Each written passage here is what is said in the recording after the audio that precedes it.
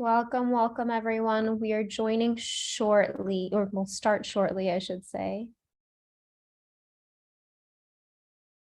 Hope everyone is doing well.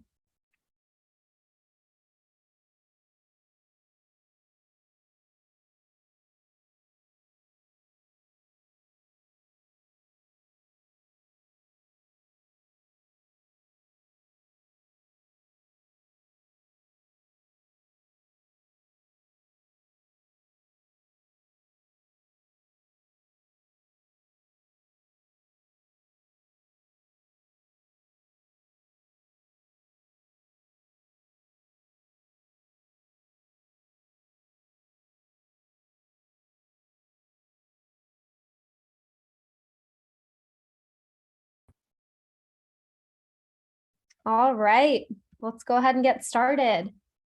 So hi everyone, good evening, good afternoon, good morning, wherever you may be.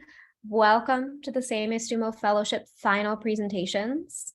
Just to let you all know, this meeting will be recorded. I want everyone to be on the same page here, but we'll be able to have the opportunity to send this recording to folks who aren't able to join us today. That's the sole purpose of the recording. So before we start and dive into the presentations, I just wanted to do a small introduction here. Over the past 1 year, these amazing 5 young women have created long-standing public health change in their communities across Bangladesh, Kenya, Indonesia, and the Philippines. They've gone through this year of the fellowship, experiencing growth, evolution, and rigor.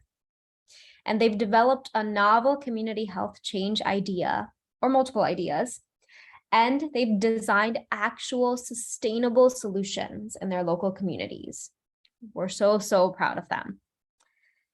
Today, we are here to listen to their final presentations before they embark on their next chapter in their lives.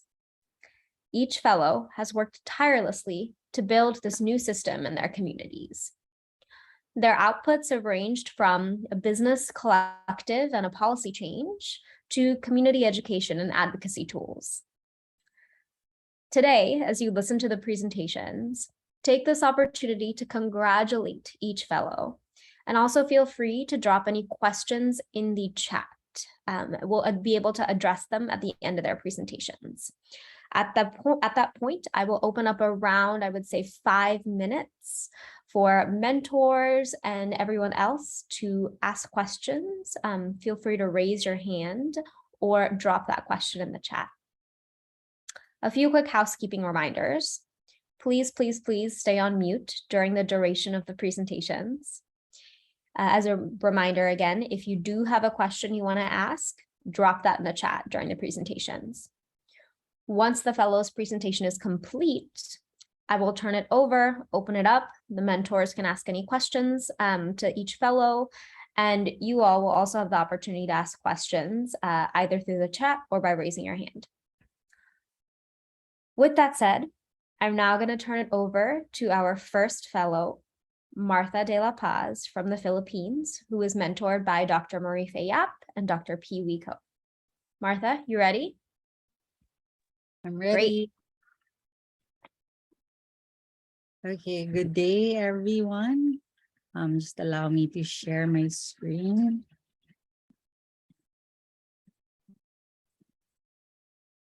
Okay, can everybody see my screen? Yep.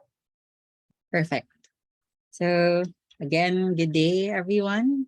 My name is Martha de la Paz, and I am deeply honored to present to you the fruits of my labor from my project, Institutionalizing LGBTQI plus health and universal healthcare in the Philippines, that Thinkwell graciously supported me in every step of the way.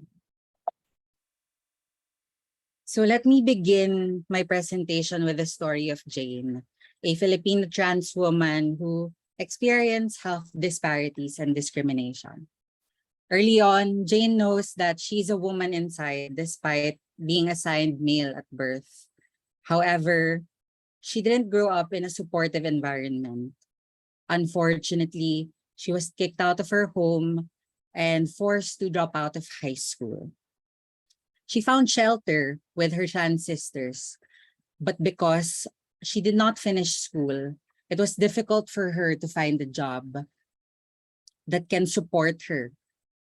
She wanted to medically transition, but due to lack of resources, she relied on free oral contraceptives from her community health center and advice from her peers. Everything was fine until one day she got diagnosed with thrombosis and was advised to stop self-medicating with oral contraceptives. Not having the resources to afford other gender-affirming hormone medicines, she fell into depression due to severe gender dysphoria. This burden is not only experienced by trans women in the Philippines. In one form of another, millions of LGBTQI plus Filipinos experience health disparities and discrimination. Unfortunately, the entire health sector remains to have limited understanding of sexual orientation, gender identity, expression, and sex characteristics, and LGBTQI plus health needs, which translates into discriminatory behavior by health workers and even a lack of specialized or tailor-fitted health care.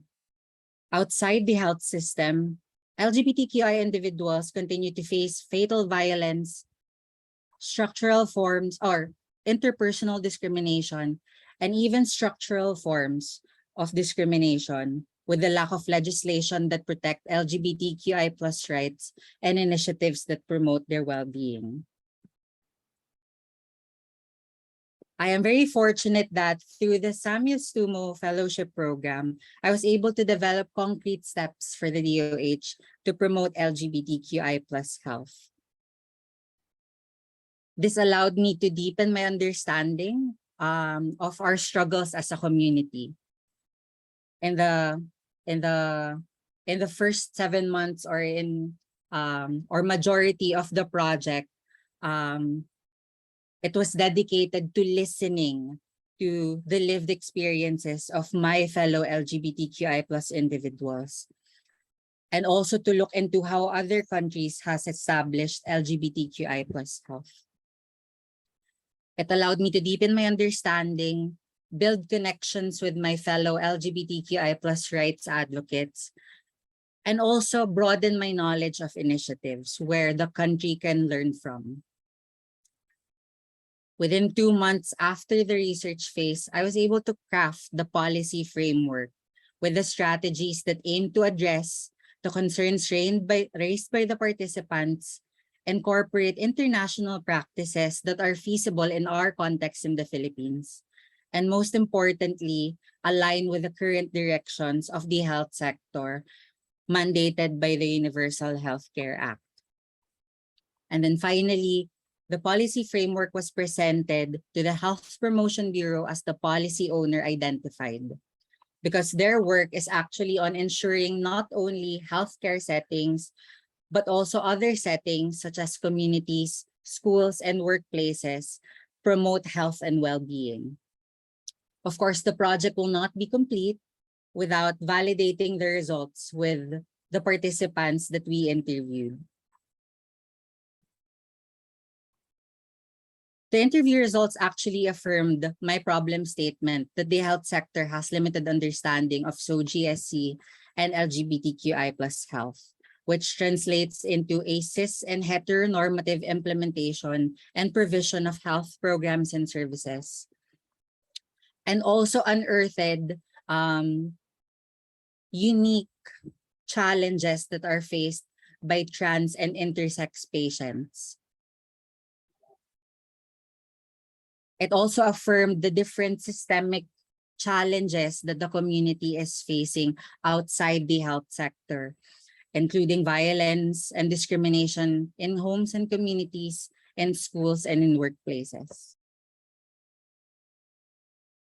In my literature reviews, 6 themes emerged that facilitated the establishment of LGBTQI plus health in other countries, including legislation to protect LGBTQI plus rights from discrimination and in health and non-healthcare settings,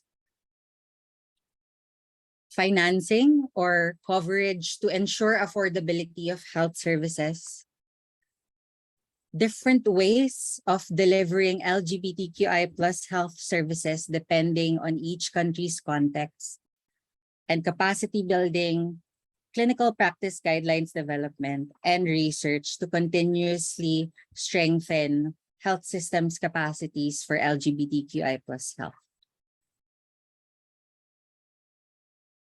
With all the things that I learned from the research phase, I have come up with a policy framework with three main thrusts.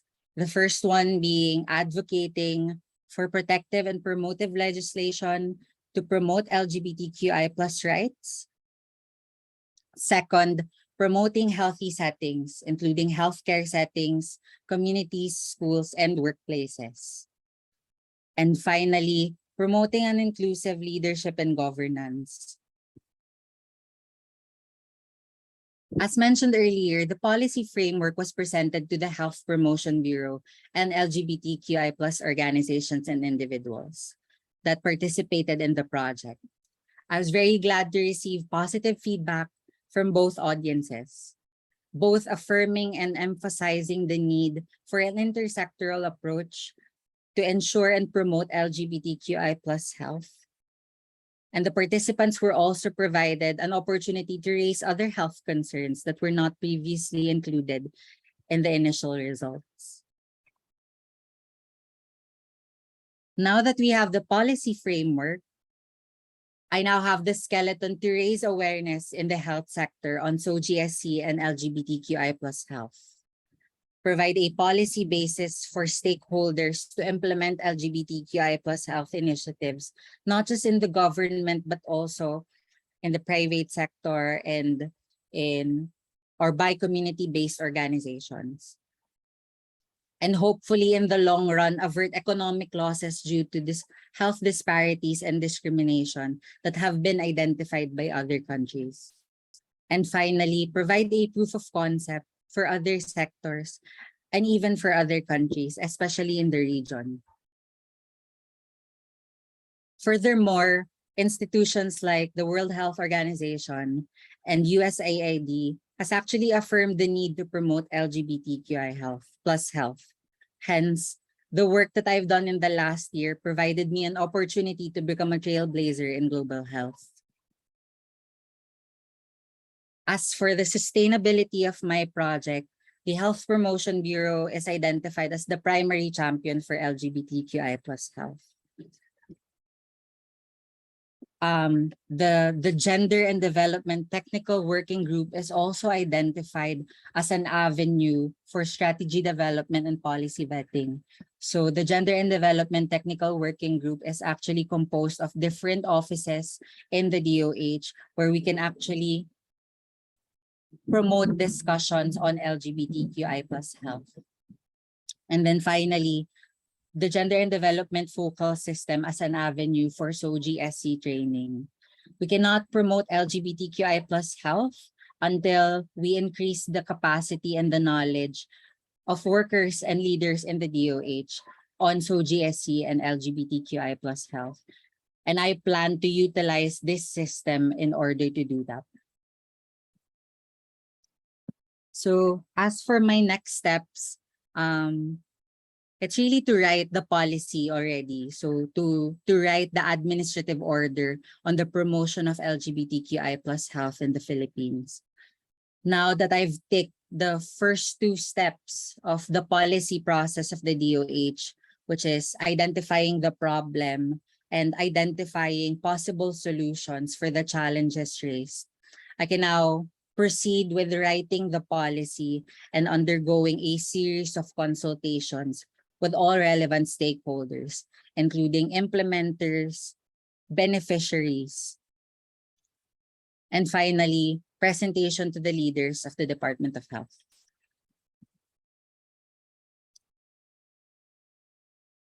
I guess this is my last slide, and I just really like to say that the fellowship really led me to my ikigai, or my purpose in life. It provided me an opportunity to pursue this field of global health that I've always wanted to pursue as a proud trans woman. It has also strengthened my role as a catalyst. Throughout this process, I realized that I need to be pushing people. I need to catalyze initiatives in order um, to achieve our rights to health as a community.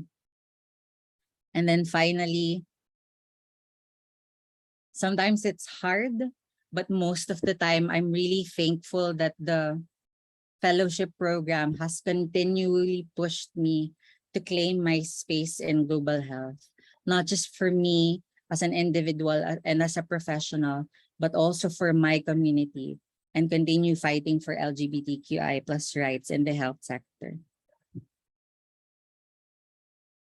So that's actually it for my presentation, and I just really like to use this opportunity to thank everyone in Thinkwell, the board, Mira, and everyone who has given me support, my mentors, from day one until the end. Maraming salamat po. Congratulations, Martha, and thank you so much for that presentation. Does anyone have questions for Martha? You can feel free to drop them into the chat or get yourselves off mute. I see that Martha's mentors are also here, so would love to have this opportunity for her mentors to speak up if they'd like.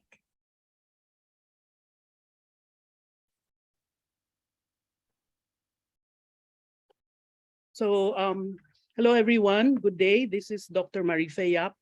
I'm one of the two mentors of Martha. First, happy birthday, Martha, or belated happy birthday.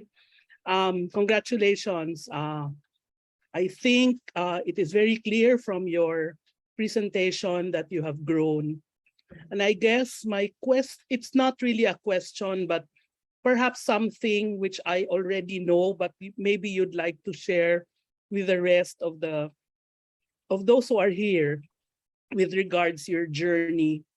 And although you have already mentioned your significant learning and how you have grown both as an LGBTQ person as well as a person who is in the health sector here in the Philippines, perhaps you can share with the group here what it has done to you, what the fellowship and what this entire process has made you realize, no matter how painful, no matter how challenging, in terms of your being a trans woman, and how you maybe tell others how you hope and wish to navigate this system, this society that perhaps has a little or not very much understanding of the LGBTQ and their health needs. Over.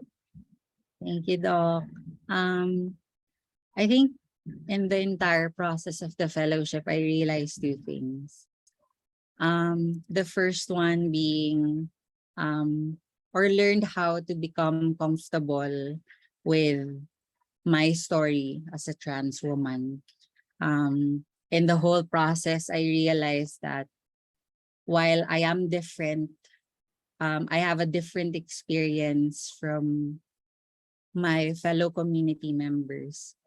I also shared a lot of their struggles, which I initially didn't know that I had. And at the same time, throughout the process, I became comfortable in sharing my own personal struggles, which initially I wasn't, because because of the pain that I actually felt during those experiences.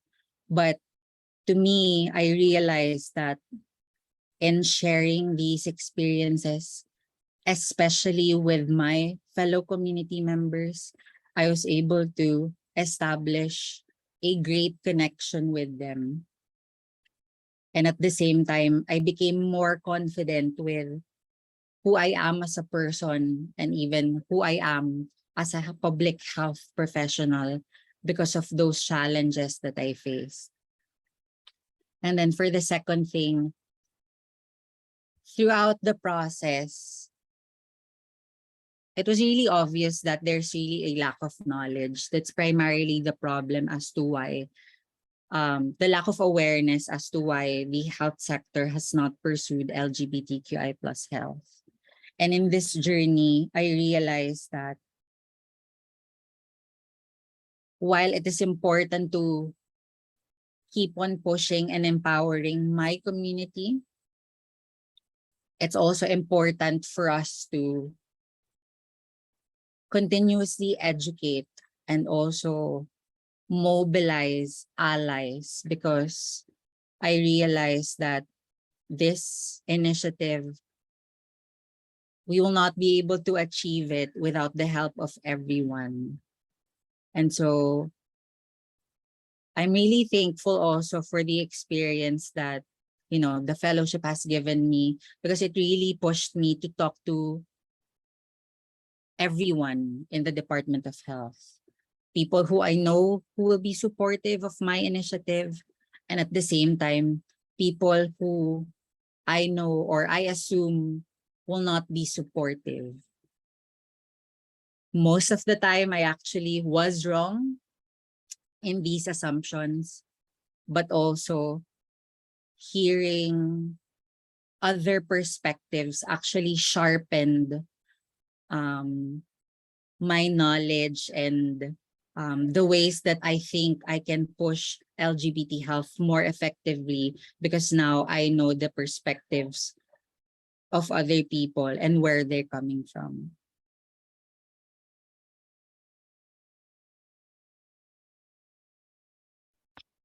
Thank you, Martha.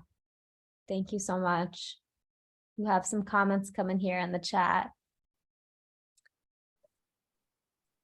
Martha, we appreciate your presentation here, and folks in the chat are asking about the ability to share presentations after the call. Just to let everyone know, that's a definite option, but in addition to that, each fellow has created an in-depth report that they've designed and also made it very, very user-friendly to understand and read. Those will be shared in the next week or so to everyone, so you can get a little bit more in-depth knowledge of their output. But thank you, Martha. We appreciate your time here. And now we're going to switch over to our next fellow. Our next fellow is Ruth Wagatua, and she has been mentored by Adura Banke Thomas in Kenya. Ruth, are you ready? Yes, Mira, I'm ready. Great.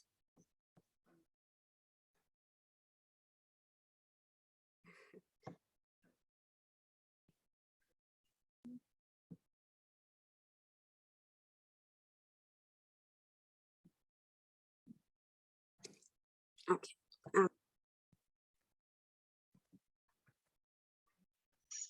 Visible on your end.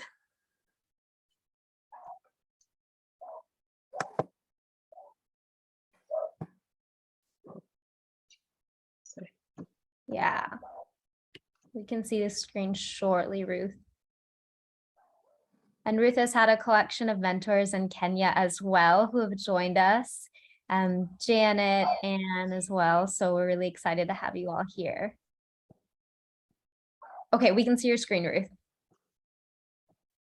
Okay, it's because of my end. And it was delayed.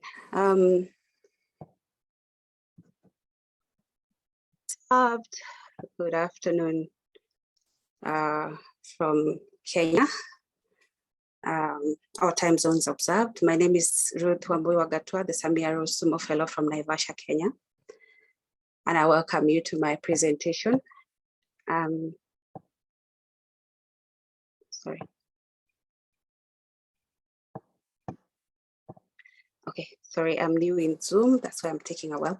At the beginning, Ruth, 1 second. Are you sharing your screen full screen right now, or is it just the PowerPoint slide? it's gone to presentation mode. Okay. I don't know how it is on your end. How is it on your end? We can only see the PowerPoint. So possibly what's happening is you're not sharing your full screen. So if you could just go ahead and reshare your screen and enable it so that you're sharing your entire desktop. Yes. No problem.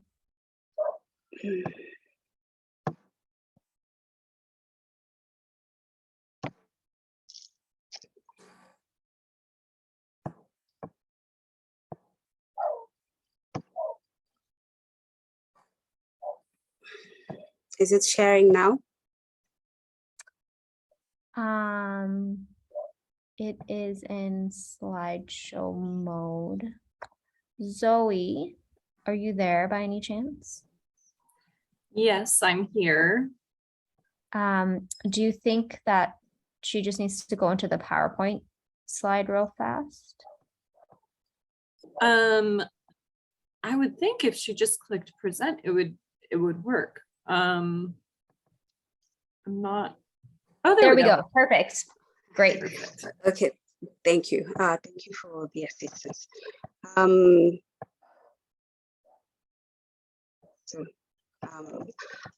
for that, about that. I'm Samya Stumo Fellow from Naivasha, Kenya.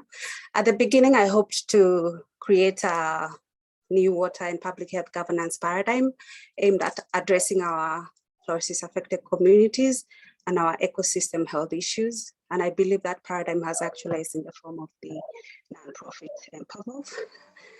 And today I'm going to take you through the problem that I've been working on, which is fluorosis, the fellowship impact, how the fellowship has supported my journey, plan for post-fellowship, the immediate and long-term plans. Fluorosis is a water-related health issue that comes about from the consumption of groundwater with high fluoride and presents itself in the form of the fluorosis, that is fluorosis.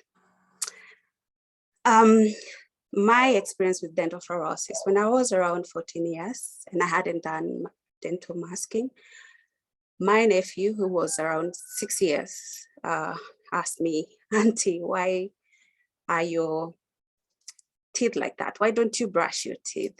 He asked me from a very innocent place. And I remember not being able to answer him or even give him an explanation. Fast forward, my nephew, when he was around 9 years and having his milk teeth out, he started having teeth like mine. And I remember we never had that conversation again. And he started realizing, I think, what's happening, but we've never had that conversation again. And that is what fluorosis does to a fluorosis-affected human. It shuts you down in terms of expressing yourself. I was able to express myself better after being able to afford dental masking. And the other fluorosis, which is skeletal fluorosis, who started walking at the age of 3 years because his skeletal structure was very weak. And even up to date, his skeletal structure is still very weak. And I fear for his old age. This is why I do this work. And the invisible fluorosis not only challenges us visibly, it challenges us invisibly in that we struggle with memory. It kind of shuts us down in terms of memory. It causes Alzheimer's disease, interference with the immune and human reproductive systems, gastrointestinal health, and all this fluoride. Root cause of fluorosis in Nakuru County is as a consequence of the volcanic biosphere of Mount Longonot and the Menengai crater. And this is Naivasha in Nakuru County. So Ruth, I'm going to interrupt you for 1 second. The audio is a little bit hard to hear. Maybe you could lift up the microphone closer to you. Oh, yeah. Thank you. Okay.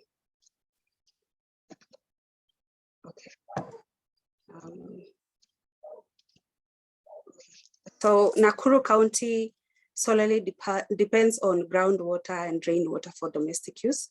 And this is, we got fluorosis from the groundwater because that is what we majorly depend on. Rainwater, this place is somehow semi-arid, so rainwater is not really available throughout the year. So groundwater is what is readily available, but it is high in fluoride. Prevention measures for fluorosis. Prevention of fluorosis requires investment.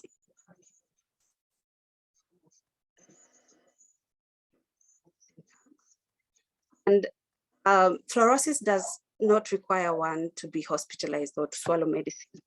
This is why it is systematically marginalized. Managing life with fluorosis has long-term impact on the human health, and the available solutions for managing life with fluorosis are unaffordable, with limited lifespan, and create an expensive dependency on them. For example, the fluoride filters, their lifespan is normally 2 years, up to 5 years, they have to be replaced. Dental masking, you have to at least go yearly to the dentist, and you have to spend around $500 to have them checked and replaced if they have issues such as plaque. The blind spots around fluorosis. Fluorosis is to the public health infrastructure solutions because it's in the blind spots of so many different thematic areas, and it requires interdisciplinary perspectives in order for it to be fully addressed. So fluorosis requires the attention of the various policy and engineering experts, musicians, artists, people in leadership and governance. Maternal health, you realize that fluorosis is in the blind spot of maternal health, where, like myself, I got fluorosis through in utero exposure to fluorosis. My mother consumed water with high fluoride when she was pregnant with me. In terms of energy, in Naivasha, geothermal energy production depends on water. The previous volcanic activities of Mount Longro led to the geothermal potential, which also led to the high fluoride aquifers in the area.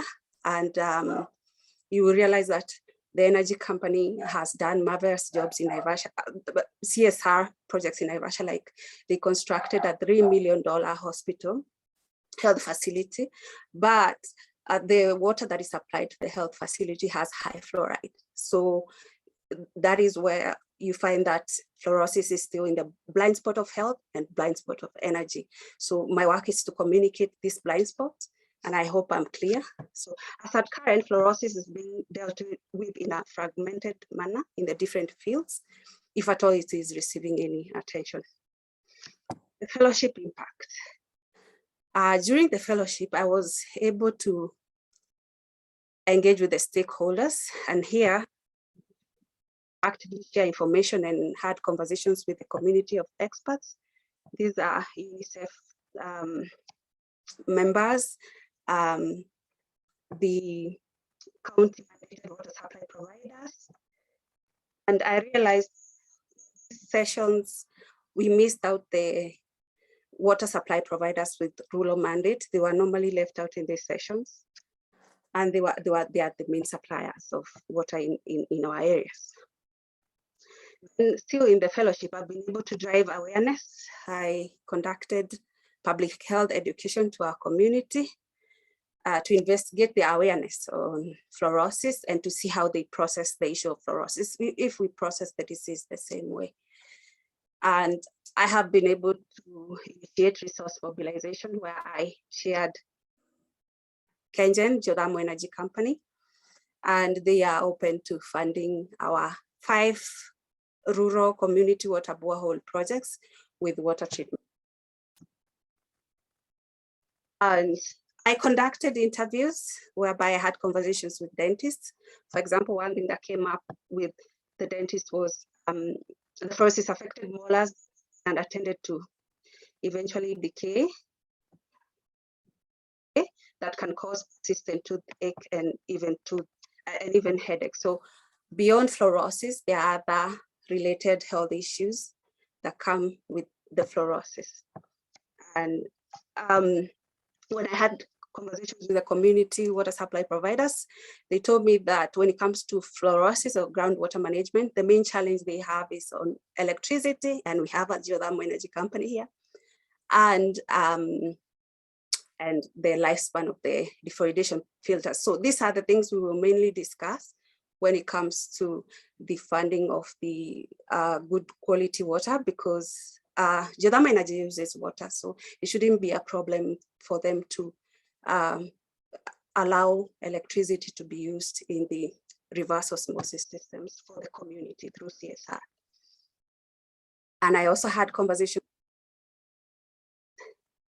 Then I was able to set up an advocacy platform whereby resources the fellowship has allowed me resources to submit the registration application of the nonprofit EMPAVOV, which will be a mechanism and a vehicle for action that will be sustaining the dreams and visions of defeating fluorosis going forward. So through EMPAVOV, we have already started seeking for commitments and investments in order for us to be able to sustainably address the issue of. And I was able to create nonprofit.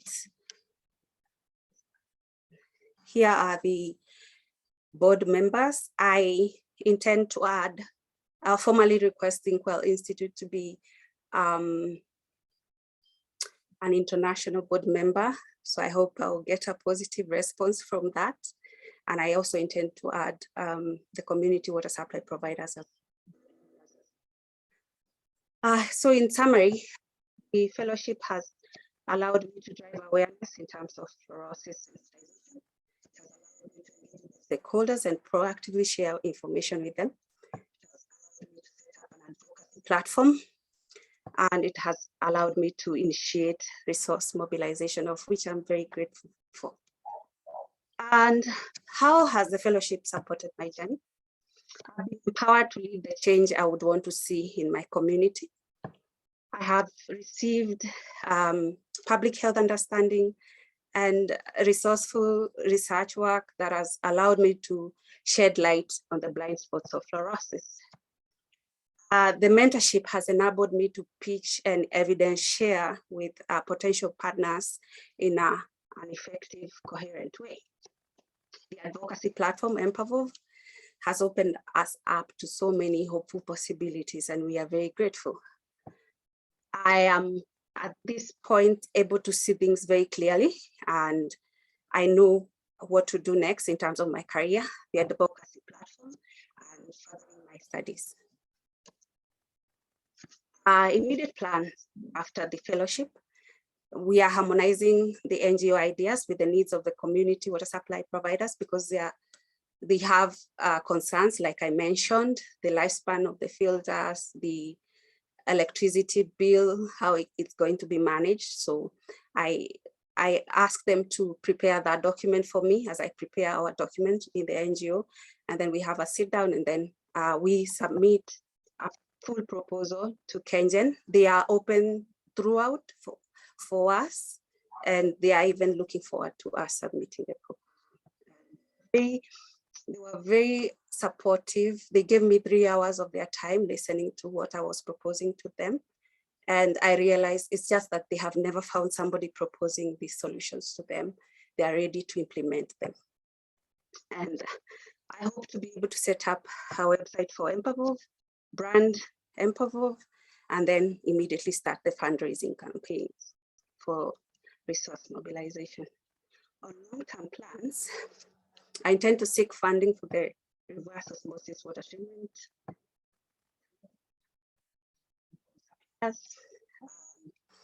And in terms of storage, we need the 5,000 liters water harvesting tanks for at least 1,000 households, so that we can store as adequate water as possible. We also need defluoridation filters, as many as we can get. And on capacity sponsorship, I intend to seek for capacity building sponsorship for community education to continue with the momentum we had created. and also to encourage interdisciplinary working stakeholder forums and have discussions that shed more light to the blind spots of fluorosis in the thematic areas that interact with fluorosis. I intend to seek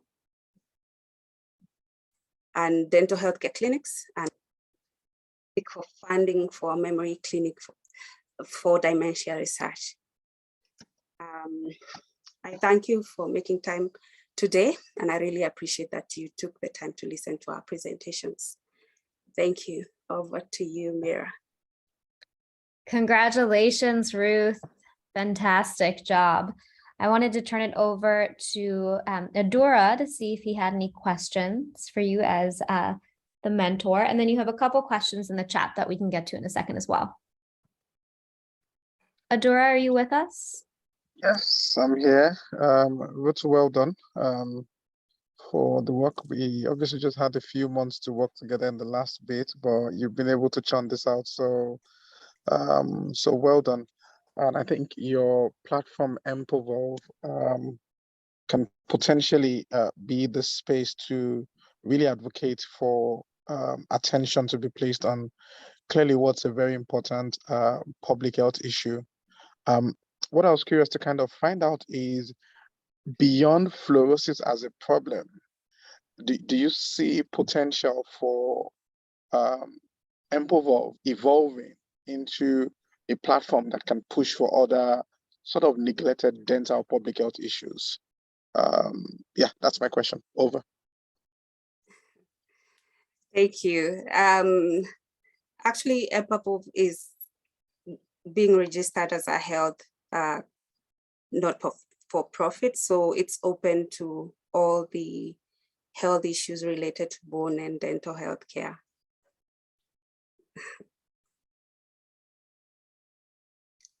Great. So you have one question in the chat here, Ruth, as well. Bob Steiner is asking, what percentage of the population in Kenya is impacted by fluorosis? That's a very good question. I haven't done like research looking at the number of people affected by fluorosis, but our main water source is groundwater. So it's our primary health issue. So you will find like 95% of people who've been born here having dental fluorosis.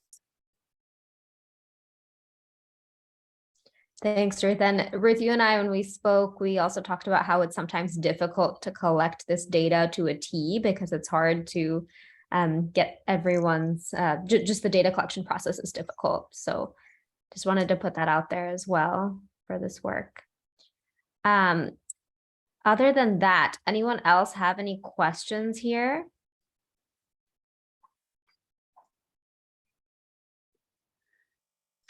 Great. Yeah, Oh, go ahead.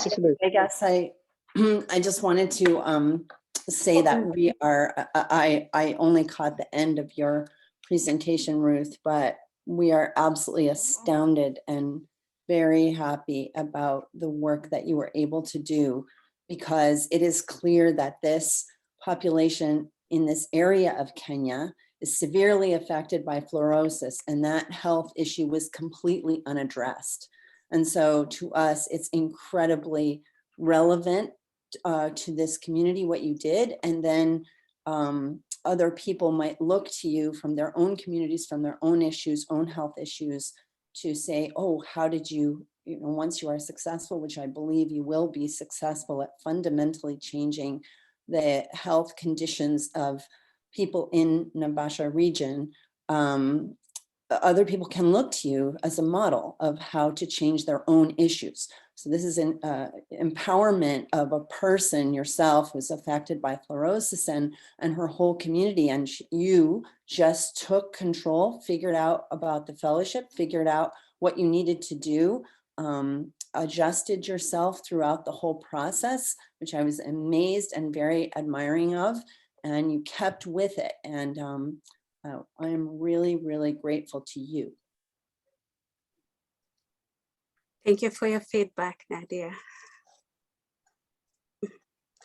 Thanks for joining us, Nadia. For those on this call, Nadia is one of our board members. Thank you for joining. Thank you Adora, all. oh, go ahead. Sorry to be late. And No, you're fine. Adora, did you have any final questions? I heard you speaking for a second there.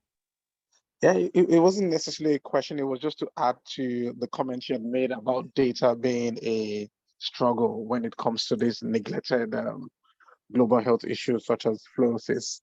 I think when Ruth did that search, there was only one paper that she found from, it was in Naivasha also, that was published several years ago, where there was some prevalence data that was done amongst the subpopulation. But this is certainly something that, if with Ruth having this platform, she can certainly push and advocate for more attention and potentially more epidemiological studies that can really assess the burden of the disease in the community. But it's certainly a problem that warrants attention. Over. Thanks to everyone here. Ruth, congratulations. And now we are moving on to our third fellow. So our third fellow is Ulul Putri from Indonesia. And Ulul was mentored by a collection of amazing individuals in Indonesia. I believe her main mentor was Hasbullah Thabrani. We also had Iko and Effa as well supporting. Ulul, are you there? Yes. Great. So over to you. Okay. Let me share my screen. So thank you everyone for attending this final report session. Thank you for accompanying us for this journey. Very grateful to join this fellowship. I would like to share my experience during this fellowship, and I would like to, maybe at beginning, I would like to share remind about what is my project about and why is it needed, and impacts that I already made during the projects, and what is the plan next after this fellowship. And I would like also share the memories and learning that I got from this fellowship. So this is Indonesia, my country. As you see the map of Indonesia, we have so many island. We have more than 13,000 islands, and not all of them are inhabited, but 3,000 of them are inhabited, and we have so many. Maybe like you already read about the Indonesia, as the issue of is very wide. So that was the point of that I want to address through this fellowship. So I live in Java Islands. I live here in Java Islands. It is the most populated island in Indonesia, and it's the most developed island Indonesia, where that's why many students come to Java Island to study further for their education. And we have so many of Indonesia. Based on their story, I'm exactly about the real example of what is the health disparity and how the health disparity impact their life, their family, and more people in their region. So with the fact that the health disparity is exists in Indonesia, there are more people that have to struggle with access healthcare facility, the quality of the qualified healthcare facility. In 2014, our government start to implement national health insurance with try to diminish the health disparity. They provide free healthcare services, mostly for the primary healthcare facility throughout the country. So Unfortunately, the infrastructures not so well established in the remote area, so there is still issue of this health disparity, even though the national health insurance is already exists. So under the health, the primary health care facility are being mean that they will pay based on the number of the participant national health insurance participant that registered in their healthcare facility. So when healthcare facility have more people with high risk to be sick, for instance, that there are more elderly, more expectant mothers, or more more under 5 child, there will be a higher risk of their patient will need more services. So with this kind of composition of the participants, the national health insurance itself doesn't still doesn't find how they can pay for the fairly. So with this like the in the other side of the education system, many of my students say that they don't to stay at the primary health they don't want to work in the healthcare facility. So that's why the maldistribution issue, I think, is still prolongs until there is an effort to diminish this disparity itself. So with these two facts, my projects aim to provide an evidence that we need to analyze first how should the primary healthcare facilities will be paid fairer than the access one today. So we have three pillars in the projects. First, we try to document the research about, and we try to communicate the research to stakeholder and native not English native country. More papers that commonly English doesn't know well, doesn't understand well by the health managers that commonly only use the health use the Bahasa Indonesia. So that's why we issue of this issue to the health manager, so they know exactly what they should do to manage their healthcare facility. This research also, we try to push the young health the future of the young health workers in Asia in the health system, in the health education system, to know well about what is the primary healthcare facilities and how to manage them. So we try to propose our organization in 2018 to bridge for them to know and have an experience to healthcare facility. I recorded three main impacts for each pilot. So I with the mentorships during the fellowship, I able to have a review about what is the difference and what is the gap between the ideal capitation system with the practice that conducted in Indonesia.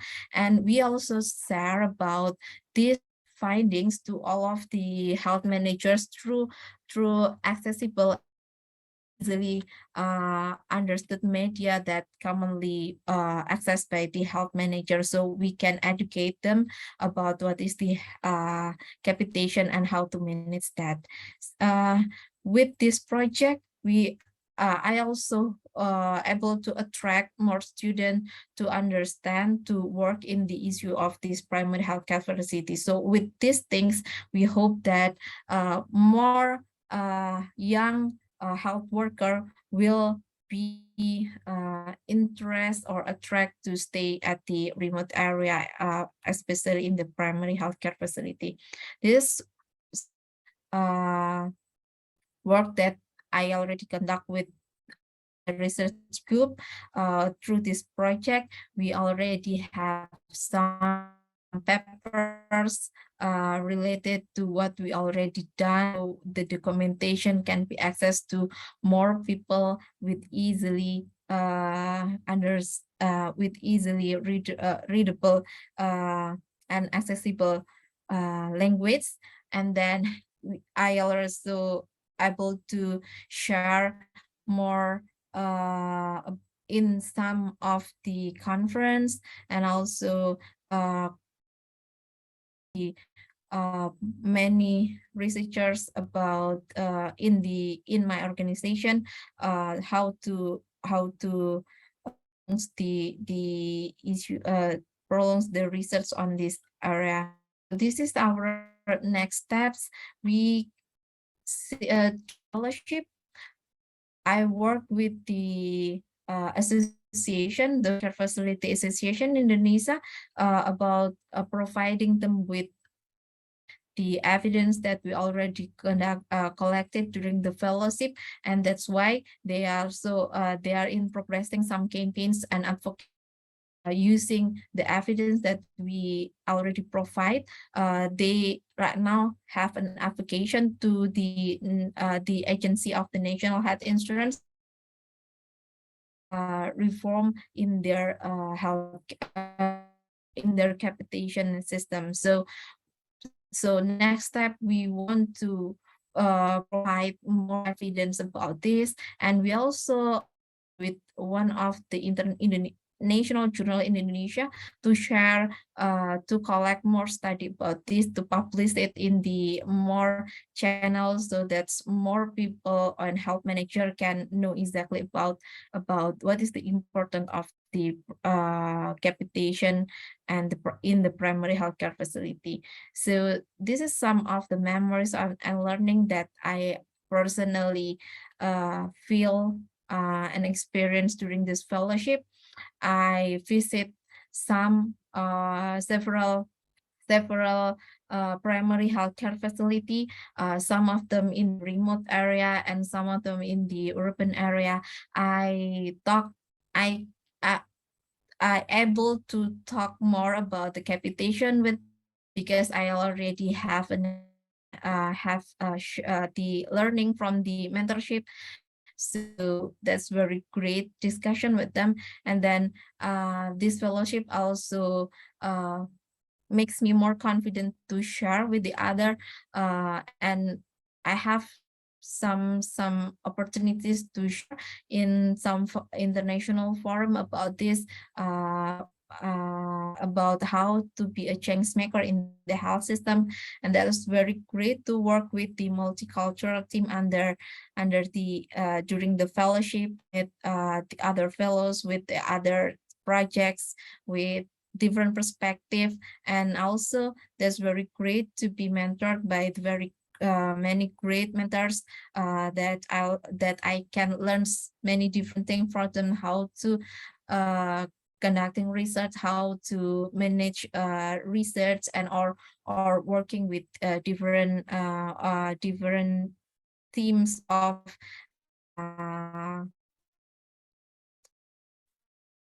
issue in the health financing. That's very great opportunity for me, and also I hope that someday that I try to establish will have an opportunity to learn bigger in the futures. Thanks. Congratulations, Olu.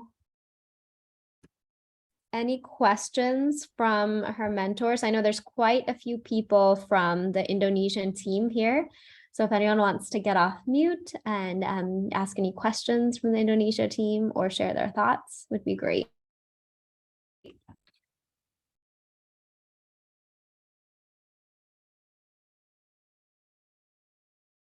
I think we have Shanti here and Nirwan or Halima.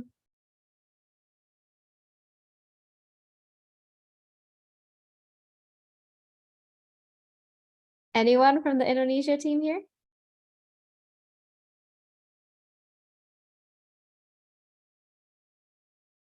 All right. Well, Ulul, fantastic job.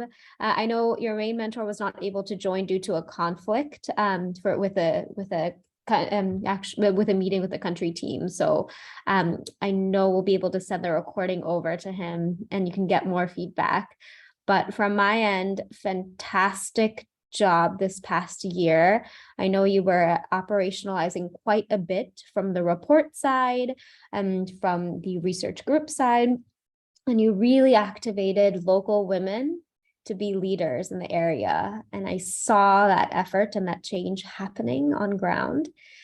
Such great progress. And I just hope to see you continue this work and make it a lifelong mission. I believe that you will, but we are all here in this process. I know your mentors are also able to support you further in this process. So congratulations. And if anyone else wants to say anything, they're able to get off mute. Feel free, ask questions.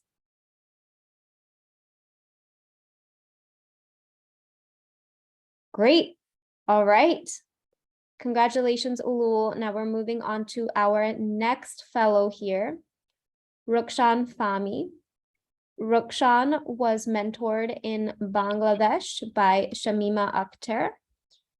I think Shamima might also be having a conflict and not able to join us, but she might be able to along the way, Rukshan.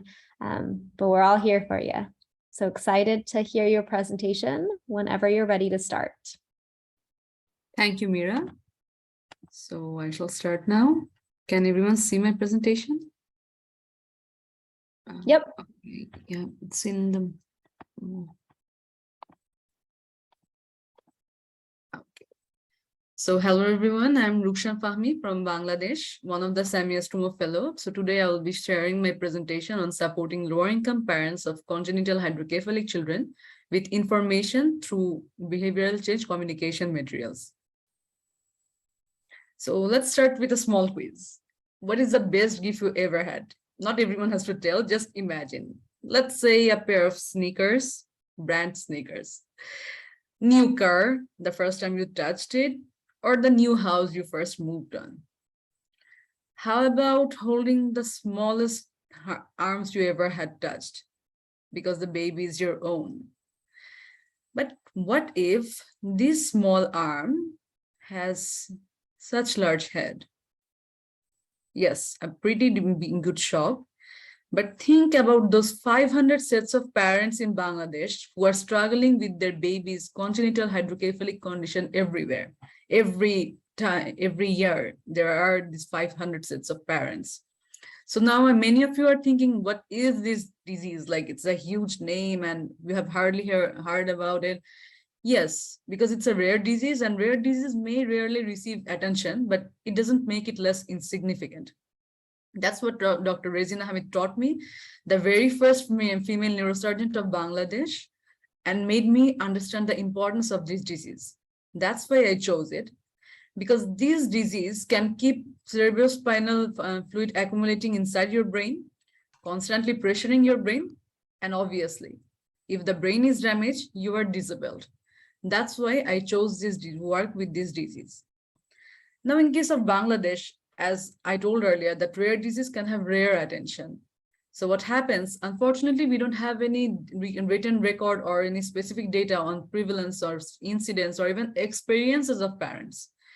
So when I started working with it, I thought about choosing the lower income parents, because though we may don't have any official recordings on their experiences, but it's sort of a common knowledge, and a lot of the research papers shows that how much struggle they have to put compared to their even richer counterparts. So that's why I chose them, because they may have more struggles and they may end up to traditional healers or quacks, or they may even get baffled. But who knew? That's why I decided to help them with behavioral change communication materials. So it's a new term. So those who are not acquainted with it, let me tell you that this is a strategy to help you or guide you to change your behavior, but not by intimidating you or start lecturing you to do this, do that. We simply nudge you to adapt a positive behavior.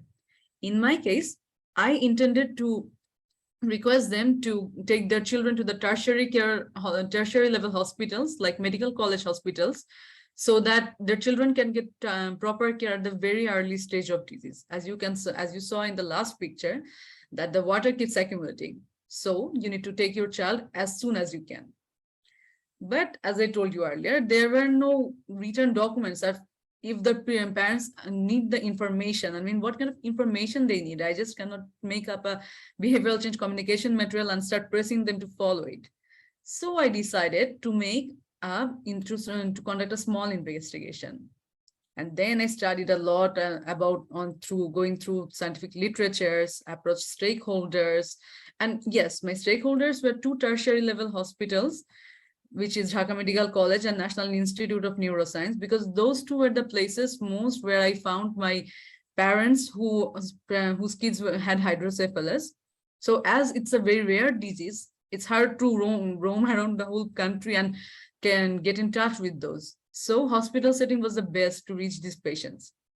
Then I prepared myself with survey, interview guidelines, and consent forms, and conducted 25 surveys, in-depth interviews, and wrote observation notes, which was really helpful, guided me in the later times. And after analyzing my data, I found out that parents got baffled. Like you and me, they're not acquainted with the disease. So sometimes they were worried if it's because of their fault or a bane. And when they reached to the doctor, they were afraid of surgery, because surgery might kill the child, maybe or maybe not. But a mother's mind can, of course, get baffled or afraid. What actually happens when I dug deep into my data, I came to realize that it's not the parents who were getting baffled and reaching the facilities late. Actually, they were very fast and very sincere when it comes to their child's health. They were reaching to the facilities. But what was happening that compared to our number of patients, the accommodation to the government institutions was very limited.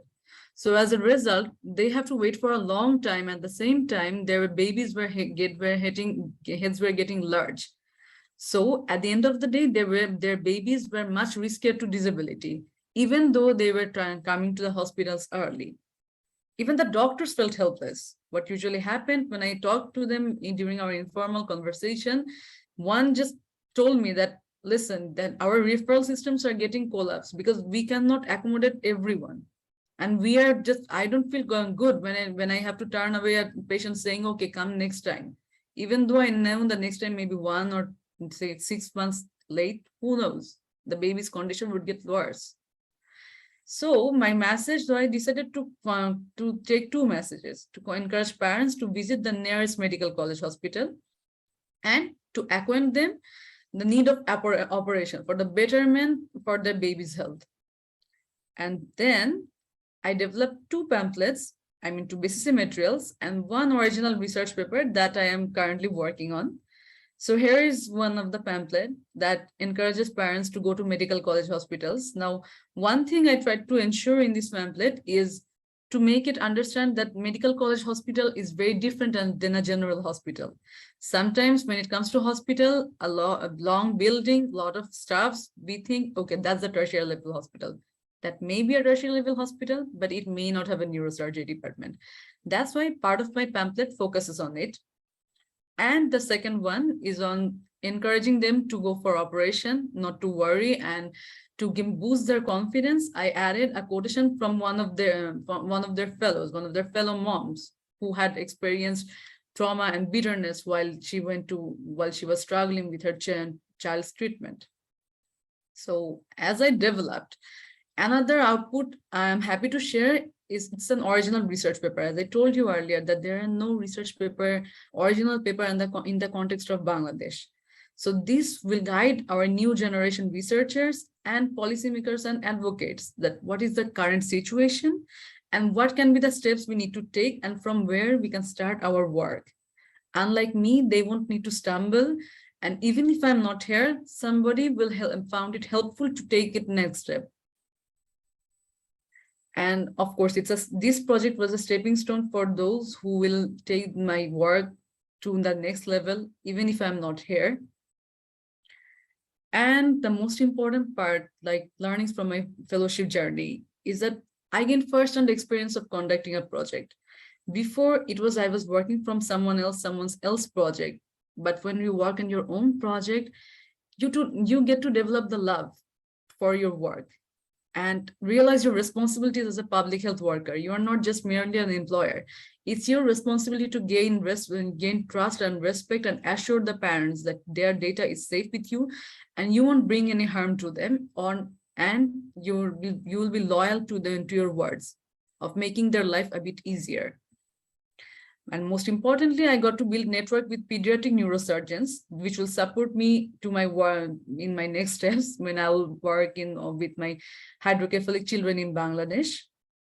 And as a part of my next step, I intend to develop a parental support network via Facebook for parents of hydrocephalic children because this community is so small. Facebook can help us together and gather together. And as I was developing my BCC materials, I came to realize that how less I know and how much I need to learn more. So now I am going to enroll in Tufts University from this September in Masters in Nutrition Interventions, Communication and Behavior Change. So this 2-year master's program will prepare me more when I will design interventions and communication material for this population in Bangladesh.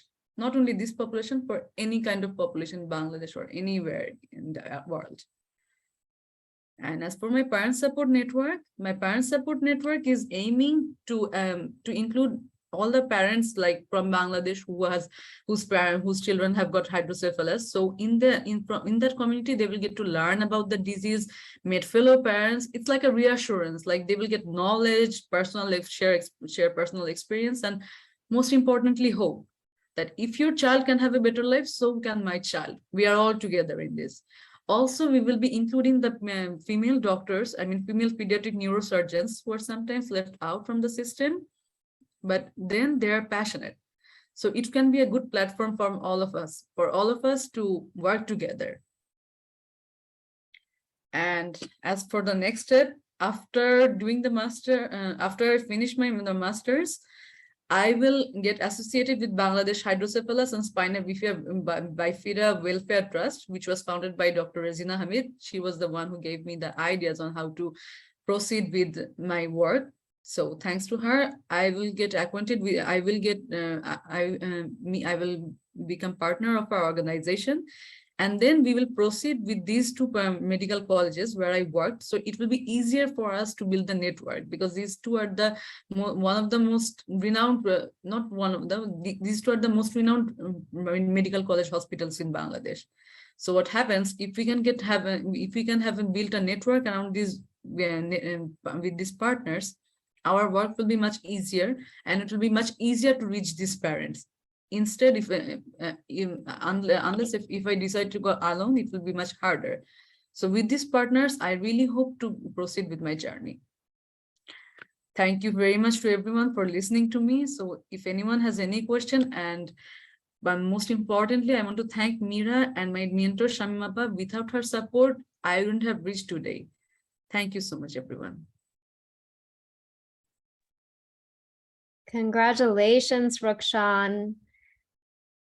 I've seen you grow so much during this process and wanted to highlight, I know your mentor wasn't able to be here today, but on her behalf and our behalf, congratulations on the work. I had one quick question for you.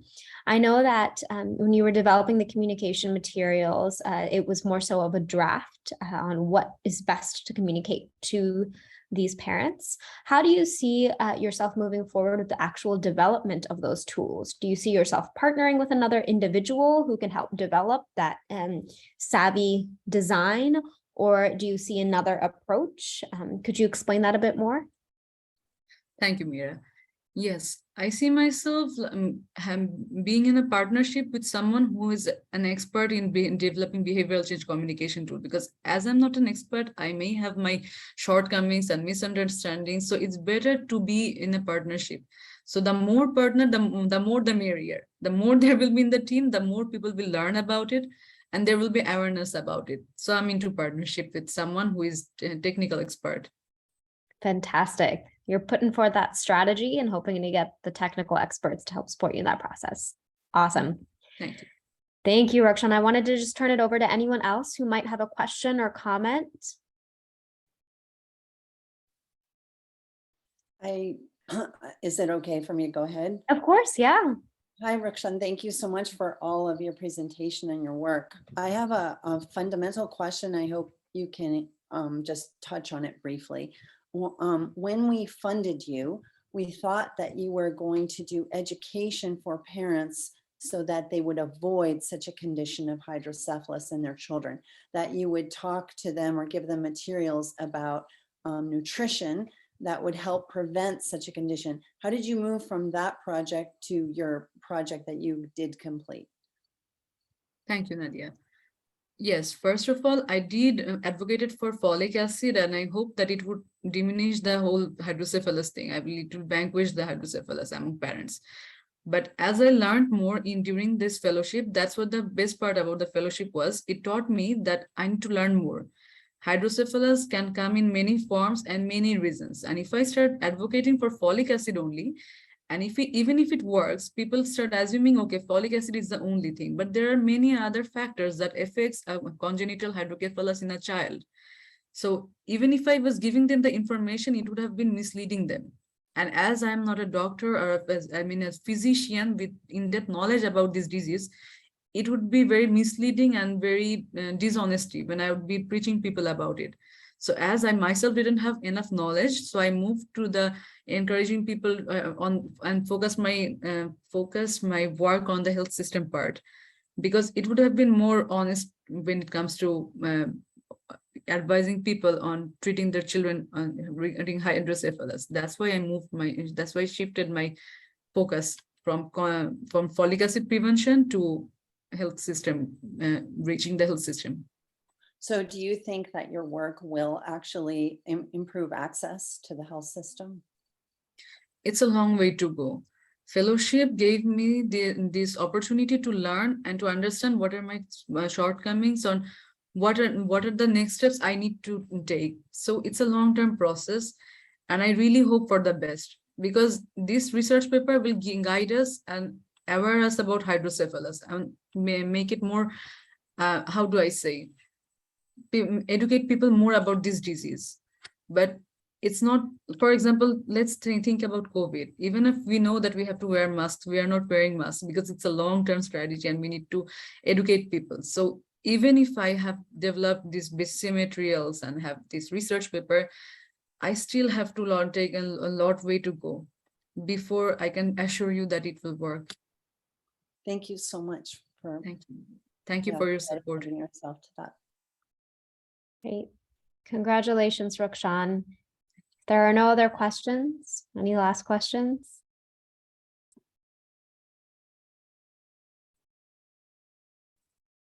All right, then. Let's move on to our final fellow here. Nadine, can you hear us? So we have Nadine Casino from the Philippines, who this year was mentored by Dr. Marie Fayap and Dr. Peewee as well. Hello, good evening, everybody. Thank you, Mira. I'm so excited to share my growth through the fellowship. I am very thankful because this is the first time that anybody has invested their resources on my growth as a leader. And I've seen the difference that I was a year ago up until now, and I hope I can share that journey with you. So I'd like to present the Ugnayang Nanay, or the motherhood connection. Ugnayan means connection and Nanay means mothers. And this project was designed so that I can connect mothers together so we can build enabling environments to help mothers reach their breastfeeding goals. But as we progressed, the fellowship allowed me to think more systematically and learn how to solve problems, not just by jumping on and figuring it out on the way, but really stop, plan, and use tools so that we can solve the problem.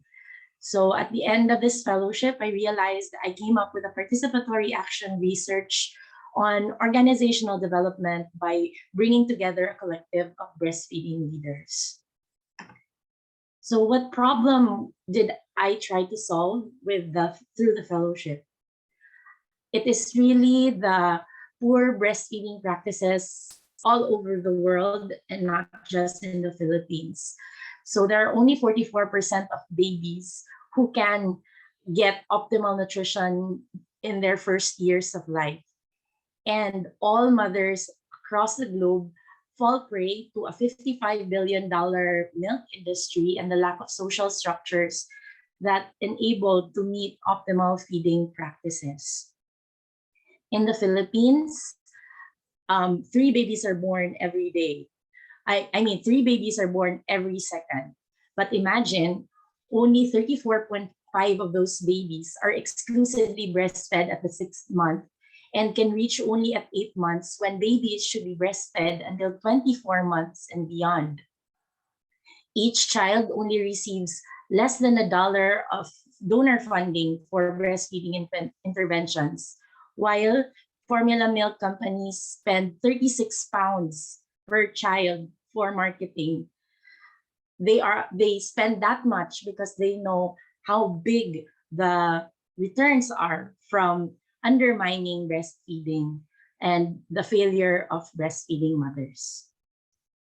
Not breastfeeding means that babies are at higher risk of deaths and illnesses, and they are eating ultra-processed food high in sugar and artificial ingredients. Or if not, babies from low-income families become food insecure and have unsustainable safe feeding practices. They are fed inappropriately milk substitutes like milk creamer, coffee creamer, diluted milk, or rice washings. And so that means these babies miss an important opportunity for immune system priming and brain growth. And imagine the economic burden of buying artificial milk. Poor families have spent 70% more on artificial feeding than medical care, and spend 58% more on milk than education. And this puts babies off to a bad start. Breastfeeding is challenging. This year, the United States faced a infant feeding crisis. And I realized that the infant feeding problem is not just here in the Philippines, but is a problem all over the world, both for developing countries and in first world countries. Breastfeeding is challenging. Those who want to do not meet their goals not because their bodies are unable to, but because they lack information and support. This is where us breastfeeding support organizations come in, and our roles as breastfeeding peer counselors, giving informational and emotional support. We play a crucial role in helping these mothers, listening to them, sharing information so that they can meet breastfeeding goals despite the lack of structures. That is how important women organizations are in addressing social concerns and help improve health outcomes. We create innovative and effective breastfeeding support programs, but we lack the skills and resources to scale it up and reach a lot more mothers. Because we do not have resources, this hinders us from creating these enabling environments and reaching more mothers. Imagine in the United States, we have a women and infant children program. Only 0.6 of its budget goes towards breastfeeding initiatives, and they spend more on suboptimal food at 11.6%. Here in the Philippines, mother support groups are excluded in the health system and are underfunded. So us as volunteers, we are mothers juggling family life and our economic activities and trying to put advocacy in. As we increase our focus on our economic activities and family rearing, we experience burnout from the lack of compensation, the lack of mentorship, the lack of direction. And so this fellowship, I focused my attention on how I can build and build the capacity of the people who are in the front lines, serving the mothers, giving mother-to-mother peer support. I started to become a breastfeeding advocate when I was 22 years old, when I was a young mother. I started the overcoming my own breastfeeding struggles and wanted to pay forward the help to other mothers. From 3 friends, we are growing to 19,000 online forum and reaching more mothers, not only here in our city, but across the Mindanao Islands. And we came a long way from then to now. We started planting the seeds of advocacy. We raised awareness. We brought mothers together. We gained recognition, awards, and projects, but it became all too much for a small group of mothers and for me as a housewife who do not have any background on organizational development, nonprofit management, and the like. So we experienced burnout, sicknesses, loss, plus the COVID-19 pandemic came. Even with all our, even with all the things that we did, I cannot help myself as a leader feel to have that imposter syndrome. Because as we do these amazing things, I cannot take care of the internal team to give them adequate compensation or give them the right tools to become great leaders in our country. And so so I felt down and depressed because felt like I was not being a good leader. And so I thought if I got more money, got more grants, it would solve our problem. So trying to look for the solution, I applied for the fellowship so that I can finally have the mentorship to become a better leader. I started this opportunity by telling my mentors and Mira and the board that I feel like I am failing my team. But the fellowship allowed me to step up my leadership skills and steer the ship towards a better direction. I realized that the things that I are experiencing as a young organization and as a young founder are all part of an organizational process. And I didn't have to feel bad about not being up to par or not being competent enough, because those shortcomings are part of the organizational phase.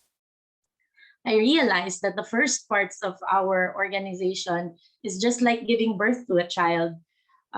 You realize how amazing it is to help mothers out, and then you know you want to help out more and more and more, and so you find your mission and do things, but then doing those things you do not have the right skill set to plan, and so it's like taking care of a toddler. I realized that right now, those struggles that I was feeling with the organization, the crisis of leadership with my team, failing the external stakeholders from unprofessionalism and impulsivity, these are all part of the startup phase.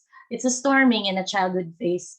And I would really like to bring our organization to a more legitimate stage where we grow and have a more skilled up and more formal processes so we can help more mothers. We were able to come together and create these activities to help mothers and able to breastfeed. But how can we do all of these activities if we do not have the compensation, the right organizational structures in place? So what was the solution?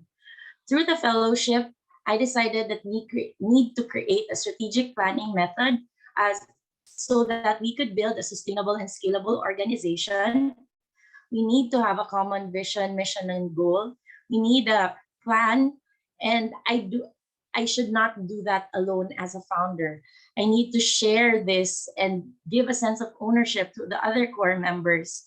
I need to empower them and to make them more skilled champions so that they could also be economically and spiritually empowered to build the enabling environments with me. I believe that for mothers to improve their breastfeeding goals, they need to create enabling environments, and we, the modern nanas of Mindanao, needs to make no mom feel alone. But before we could do that, we need to build our leadership skills. We need to build our team. And through the fellowship, I created steps so that we can come to a collective. We start by connecting, building the capacity, taking action, and then change. The fellowship only allowed us to do the connection and capacity building phase, but this allowed us to improve the leadership and know the direction of sustainability that we want. And before I came to the realization of trying to fix it, my mentors actually had the problem of making me focus because I wanted to do so many things. So the appreciative inquiry allowed me to set steps so that I can build an organization. We were able to clarify what we wanted to focus on. We were able to discover the best of what we are. We envisioned and dreamed together of what the future could be. And we co-created and co-constructed how the ideal would look like. And then we are already working on sustaining it together. My members would always say that I am always consumed by my passion. And we know that we want to get somewhere, but we do not know how to get there. And this fellowship allowed us to have a clearer direction to where we want to go. So what have we achieved? We realized what our life-giving forces are in our positive core. Through the fellowship and appreciative inquiry, we knew our common denominator. It was the love for our family, our love for motherhood, and our children. And we were able to keep on serving the community despite the lack of compensation, despite the lack of structure, because we had this strong sense of reciprocity. Once in our life of our motherhood, we were helped by someone to achieve our breastfeeding goals. And I think that's what makes these women special, because they, despite having difficulties with economic life, family life, you are able to pay forward because we want to make no mom feel alone and share the support that we were able to receive. Through the fellowship, we overcame the founder syndrome. I felt like I had to do everything, and the organization was going around what I wanted to do. But then this fellowship allowed me to share that leadership and to build an organization, not just by myself, but with more women. And so these mothers came together, and we were able to create a strong culture of attachment parenting so we could lay the best foundation of lifelong health to every child. And our vision for 2022 and beyond is to become a lead mother support organization, because if we become a lead organization, we will be able to influence more partnerships. Before this fellowship, we only were empowering the families and we're keeping among ourselves. But if we want to scale up, we need to be with others. We need other stakeholders. And to do that, we had this mission to make no mom feel alone. And it gave us steps to promote, knowing what we need to promote, who we need to empower, and what we need to nurture. We realized we wanted to promote attachment parenting, maternal and child health, and the optimal implementation of infant and young child feeding programs and policies in the Philippines. And we want to empower mothers, families, and communities. And we want to nurture our relationships among our mothers and nurture family values and our linkages with external partners, especially the government. And we want to focus our energy on the things that we do best, which are bringing mothers together, sharing breast milk, training healthcare workers, and doing optimal infant and young child feeding in emergencies, and building enabling environments by connecting mothers. What was the output and the impact of this fellowship? The guidance and mentorship of Mira, Doc PV, and Marife allowed me to design a strategic planning exercise. The practical tools, developing the problem statement, the theory of change, mapping stakeholders, creating Gantt charts, the budgeting process, meeting global health leaders, allowed me to become the leader that I am right now. I was able to discover the life-giving forces and what I need to develop. We were able to create a strategy and a table of organization and increase the confidence of the core members. There was increased commitment and revitalized energy for 2022 and beyond. We had created an internal capacity building plan and external engagement plan. Before, we never planned for anything, but now we already have one. And through the fellowship, there are more breastfeeding leaders aside from myself. Now we have a clear advocacy mission and key activities that can focus our effort and resources to build those enabling environments. Moving forward, we want to complete our operation manual to streamline our processes and procedures. We want to develop a communication plan, a fundraising and partnership mobilization plan, and also develop a situational analysis within our local government so we can know how we can work better with our stakeholders. The Ugnayang Nanay, the motherhood connection, allowed us to strengthen our structures so that we can institutionalize our support group into the health system. This allowed me to co-create with future dreamers like myself and to co-design it with government and healthcare workers who feel like we are critics instead of allies.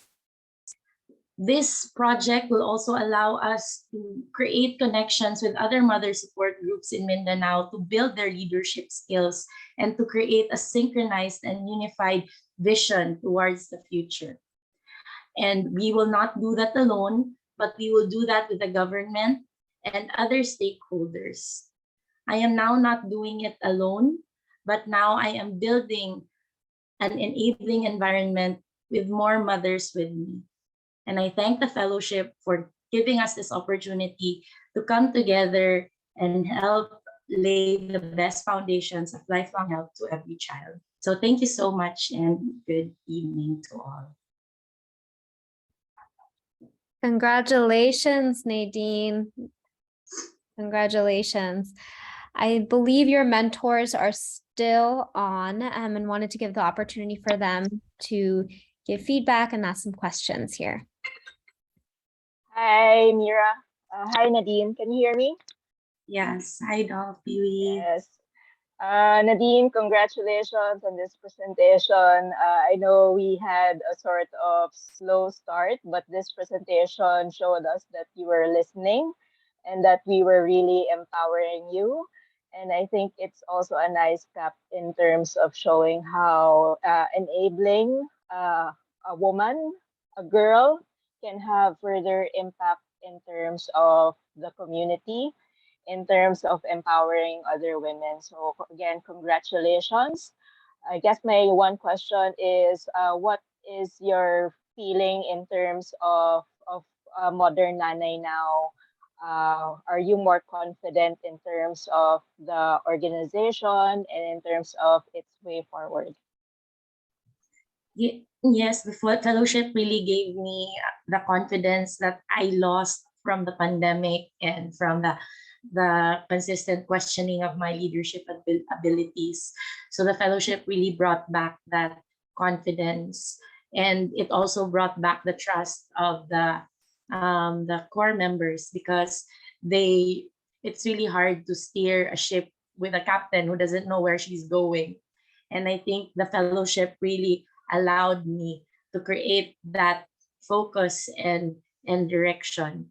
The road is long, and we still but at least I'm not gonna go through it alone, because I already see the stepping up of the leadership of my other core members, and I would really like to share the leadership that the skills of leadership I have to them. So a transformative leader also transforms their followers. And I think we were able to do that with the core team members. But we would really still need a lot of support, so our momentum would not stop. And we can continue building and strengthening our core group and do the mission that Modern Nanay has for the community. Thank you, Doc Piri and Doc Marife, for all the guidance. Congratulations again, Nadine. Did anyone else in the group here have questions they'd like to ask Nadine? Comments?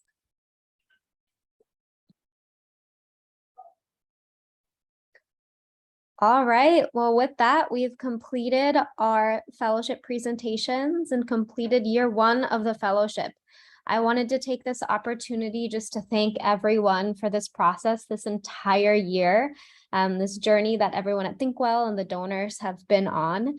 And if there's an opportunity for you all or a desire to get involved in this for the next year, please reach out to me. If you would like to be helping in terms of mentorship support capacity, or just want to be more involved and get more updates, let me know. That's what I'm here for. And lastly, I just wanted to give a big shout out to every single mentor who has been on this journey with these fellows. Without you, this could not have happened.